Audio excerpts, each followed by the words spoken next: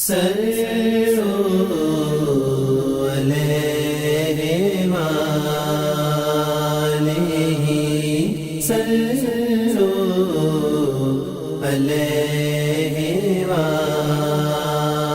نبی صلی اللہ علیہ وآلہ وسلم حضرت ابن عباس رضی اللہ تعالیٰ عنہما نے کہا کہ اونٹ کی طرح ایک سانس میں کوئی چیز نہ پیو، بلکہ دو دو تین تین مرتبہ میں پیو، اور جب پیو بسم اللہ کہہ لو، اور جب منہ سے ہٹاؤ تو الحمدللہ کہو۔